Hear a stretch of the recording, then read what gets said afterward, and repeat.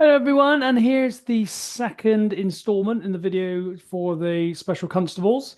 And today we're going to talk about priorities because I think it's really key. In the last one, we talked about how you've got this balance in the demand, and you've got work, you've got policing, you've got families, you might have lots of other things going on. And as we talked about in the last one, if you've got belief that you have to work twice as hard and you're trying to prove yourself, and if you're doing that, often that comes up in all areas, then it's going to lead and you're going to be exhausted. And often what we're doing is we're overcommitting. We're doing so much and we're busy, busy, busy, busy. And I'm not going to go into that too much about the busy, busy, busy because we could talk forever about that. And that's something I really focus on in my coaching is helping getting people out of the busyness because it becomes a badge of honor. And if you'll notice your time, you probably notice it all in your private work anyway, but in the police, it's, are you busy? Are you busy? Are you busy? Or how are you doing? Are you busy? And if you say no, then people are like, oh, almost like you're not, that you're lazy, you're not doing anything. But busy is is very different to productive. If you think that busy is good, you're always going to have to be looking busy. Whereas actually, and you're never going to want to rest. And resting is one of the key things to do to be able to recharge your batteries and go again. So, what we're going to do is talk about some strategies around how to get your priorities, how to make sure that you're not neglecting the areas that are really important to you. Because this often happens, doesn't it? We go in, I mean, I started policing because I wanted to have an exciting career and I wanted to provide for my family. Well, suddenly I was working loads of hours and I wasn't seeing my family. So then you suddenly go, actually, I've lost the balance there. And this will help you get that back because you'll be living a deliberate life and you'll be planning your priorities and living in line with those and realize that your priorities will be different to someone else. So we don't want to be comparing. Okay, we don't want to be comparing to other people because someone that is maybe working lots of hours and getting lots of experience special in may not have a family. They may not have people that are dependent on them. They may not have such a demanding job. Maybe they have, but they then choose to do that. But you've got to go, do you want what they've got? I I used to see this all the time. I used to be looking at people thinking, oh, God, yeah, no, I want what they've got. But I was only seeing one small snippet of their life. When I seen the whole package, I was like, actually, no, I don't want that. And this is key because as human beings, we get caught up with this race and this challenge and sort of competitiveness. So we want to be really aware of that. And these are the areas I want to cover. Roles and goals, knowing your why, being able to say no. No one likes saying that, do they? It'll give you all your freedom back and benefits, costs, and consequences. Now, we'll go through, first of all, roles and goals. What I mean by that is, let me just hold that over there. What I mean is, you have many roles in your life and you have to prioritize them. I do this at the start of the week because otherwise, what we do is we do work first, and then the things that are most important to us, our most precious loved ones, get sort of just squeezed in as and when. And the big thing is we don't prioritize ourselves. So actually, what we do is we don't prioritize our own health, our own fitness, and time for ourselves. And what we don't realize is we are the thing that's producing the work. We are the thing that's providing all this energy to all these different areas. And if we don't look after that, then eventually we've got nothing left to give. So, a simple thing I like to do is just, and none of this has to be complicated. You just have to look at what are your roles in your life. Now, you may have loads. And we all got loads of roles because I'm a dad, I'm a husband, I'm a brother, I'm a son, I'm a friend, I'm a copper, I'm a coach, I'm a tutor. And you go, actually, there's loads. I strip it right down and go, right, where are the areas I'm focusing on? But you can go out and just as an experiment, put down all the roles that you've got in your life and just look at where you're going, at what you're trying to give to. Because we all moan that we all moan that time is the problem and we try and manage time. Actually, we don't have to manage time, we just have to manage ourselves. And the way to do that really is to identify what's really important to you. And there's lots of exercises you can do for this. And one is, and this is, it may sound, you'll probably go, ooh, don't like the idea of this, but it's so impactful. And I heard about this first time in a book called The Seven Habits of Highly Successful People. And it's basically you imagine yourself at your own funeral 3 years from now. And you imagine yourself there, and suddenly all the people are going to get up and talk about you. And that could be someone, say if you've got kids, one of your kids, your wife, someone from work, someone from community, someone from your friendship group, and anyone else that you know. And they're going to say things about you. And what you'll find is what you want them to say, what you want them to say is actually what's really important to you. And often it's not that I want them to know that your family wouldn't want to, wouldn't be saying, oh, I just wanted him to do more hours and prove himself more than that other person he worked with. None of that's all rubbish, that, isn't it? We don't want that. It'd be, for me, it's very much that I was present, I was there, I was caring. And what you'll find is you'll find what's really, really important to you. And going to that end of life is actually really important because what we do is we get caught up in all the busyness and then suddenly life goes on and then we have regrets. Whereas we want to play that out from where we are now. And then what we do is we can make sure we don't have those regrets. Because I often do the one where I think if I lived my life exactly as it was now and nothing changed and I got to the end of my life, what regrets would I have?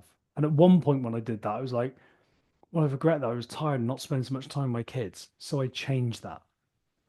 I actually reduced my hours down in the police and I started coaching and doing things like that because actually that gave me that what I wanted. But everyone is very different. But what you want to do is write down your roles. And I do this at the start of every week. So I put down dad, but sort of go parent, for me, husband, but you could just like obviously partner. And then you might have your job. So whatever your job is, and then you might have policing. Now you might have lots of other ones, but what you want to do is really, I think, be really constrained, like four, max three, I like to have. But a good thing to do then at the start of the week is go, these are my roles. And now what are my goals? What am I going to achieve in those areas? And you don't want to overstretch. I tell you, the one I've just missed off, which is the most important one, is you. See how even I missed that?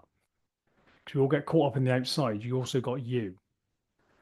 And what you want to do is start prioritizing you and then go, what do you want to achieve in this area? And it doesn't have to be loads of things. We don't want to cram loads in, but it might just be that you're going to do some exercise. And people say, I haven't got time. I haven't got time. You haven't got time not to.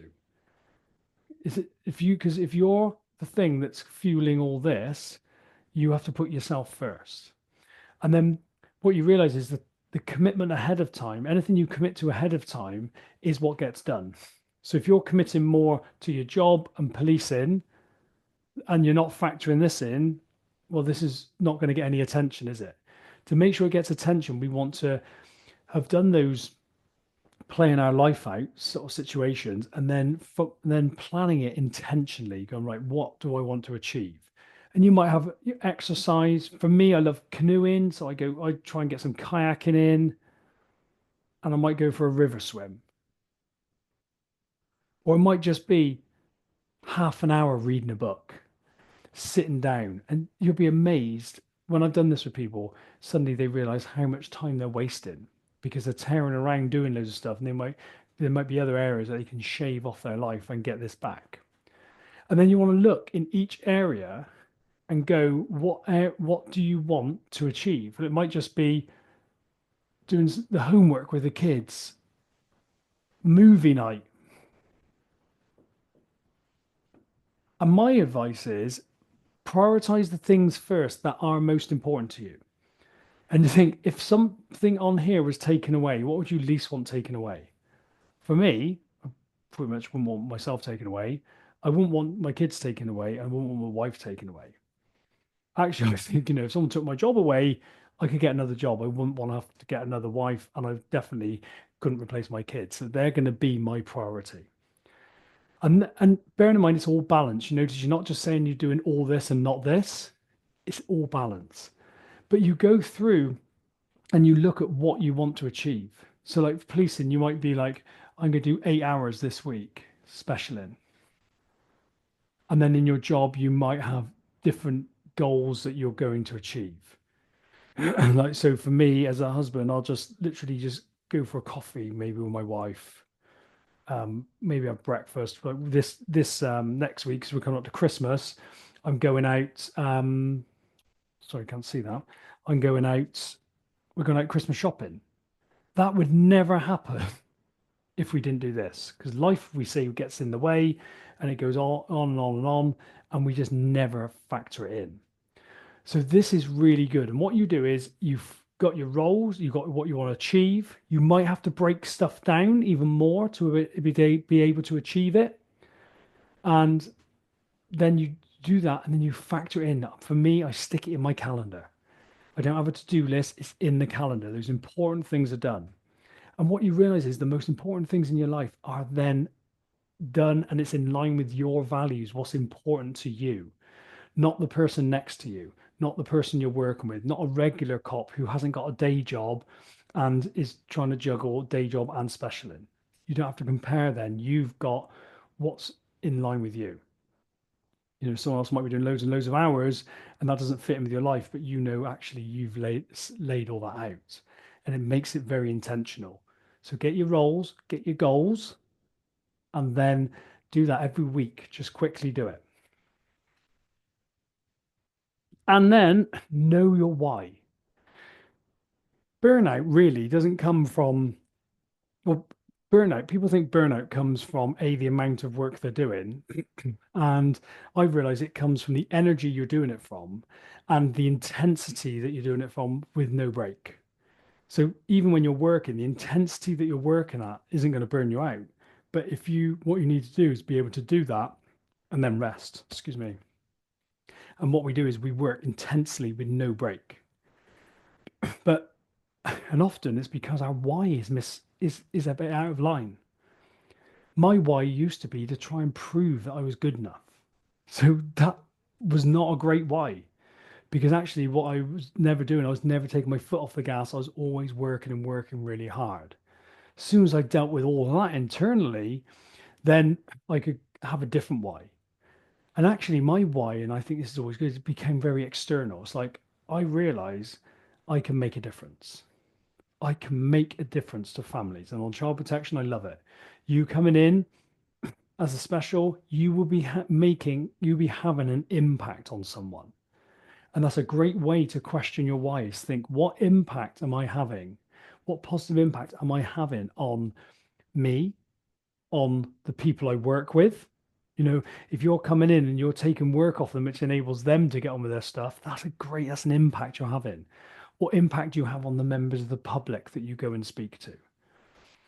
And that is key. Your why of why you're doing it. Really tap into it. And you know when your why is good, it's because it lights you up. And your why is key because when motivation drops, which we're going to talk about a bit later in the next video, actually you can lean on that why because you can go, why am I doing this? But if your why isn't very good, if you're doing it because you're going, well, you know, a lot of cops do, I'm doing it for a pension, and they really, and their why is just like, and it's horrible, excuse me, and their why is really not fueling them, then the work you do is going to be exhausting. So know your why. You got to really know it. And if a lot of people are doing things because other people want them to do it, and then you're trying to do it for them and not for you, and it's really short-lived. Now, when you've got your roles and goals, especially for you guys who you like I say you're balancing you're wearing many different hats, you are gonna have to learn to say this little word. No. There's no way around it really. But we don't like saying this word because of what we make it mean. Because often people go, well, I feel guilty. I feel like I'm letting people down if I say no, like I'm not part of the team. But if you're going to live in line with your values and your roles and what you want to do, you're going to have to say no because what someone else would say yes to is not going to be as important. Now, you may be prioritizing work, so then someone might be asking you to go out for a night out with the mates and all that, and you got to realize is every time you do that, you are distracting from these other areas. So I'm very clear for me. I go, my priority at the moment, my time of life is my wife, my kids, and then obviously I've got my work, my policing, and my coaching. Anything outside of that is just a no. Obviously, I've got my extended, my mum and dad and my family and that, and I spend time with them. But there's so many things I say no to because actually it's not in line with what I'm doing at the moment. And this is where people get so overwhelmed because they're saying yes to everything. But the key to learn to say no is redefining what you make no mean.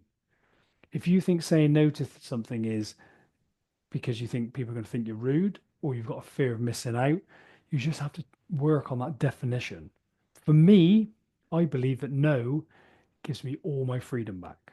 And actually, I'm not just saying yes to things that I don't want to do. When I say yes to things, people know I really want to do it. And I got a rule now. If it's not a hell yes, it's a hell no. As simple as that.